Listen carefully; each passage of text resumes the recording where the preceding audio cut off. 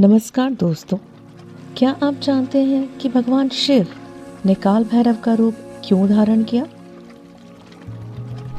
कथाओं के अनुसार एक बार ब्रह्मा जी और विष्णु जी के बीच बहुत ज़्यादा आर्ग्यूमेंट हुई कि उन दोनों में से श्रेष्ठ कौन है। जब वो इस तरीके से बहस कर रहे थे तभी उनके बीच में एक बहुत बड़ा प्रकाश प्रकट हुआ जो स्वयं भगवान शिव थे। वो ज्योति इतनी बड़ी थी, इतनी विशाल थी कि ना उसका कोई आदि था और ना अंत दिखाई दे रहा था। तभी विष्णु जी और ब्रह्मा जी ने डिसाइड किया कि विष्णु जी नीचे जाएंगे और ब्रह्मा जी ऊपर जाएंगे और उसका अंत खोजेंगे। बहुत प्रयास करने के बाद भी विष्णु जी को अंत नहीं मिला। उन्होंने लौटकर स्वीकार कर लिया कि वे सफल नहीं हुए, लेकिन ब्रह्मा ने असत्य का सहारा लिया।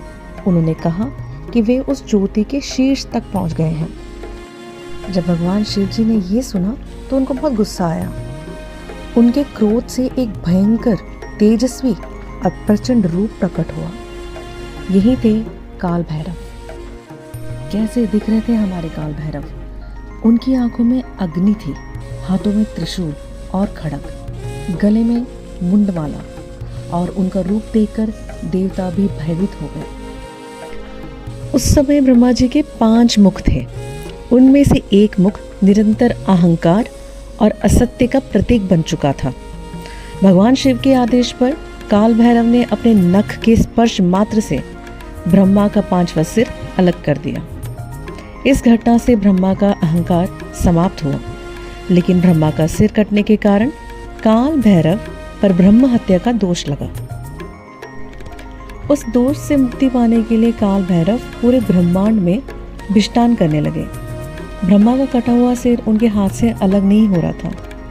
वे देवताओं के लोकों में गए, ऋषियों के आश्रमों में गए, लेकिन कभी भी उन्हें उस पाप से मुक्ति नहीं मिली। आखिर में काल भैरव जी काशी पहुंचे। जैसे ही उन्होंने काशी की पवित्र भूमि पर प्रवेश किया, ब्रह्मा का कटा हुआ सिर उनके हाथ से स्वयं गिर पड़ा। यही उन्हें ब्रह्म हत्या के दोष से मुक्ति मिली। तभी भगवान शिव ने घोषणा की, आज से काशी की रक्षा का दायित्व काल भैरव संभालेंगे। इसी कारण उन्हें काशी का कोतवाल कहा जाता है। दोस्तों, काल भैरव केवल क्रोध के देवता नहीं हैं, वे समय के स्वामी हैं।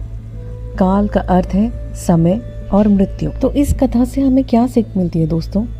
अहंकार का अंत निश्चित है। दोस्तों, भगवान काल भैरव की यह कथा में हमें साहस, सत्य और विनम्रता का संदेश देती है। यदि आपको यह कथा पसंद आई हो तो वीडियो को लाइक करें, अपने मित्रों और परिवारों के साथ साझा करें। हर हर महादेव।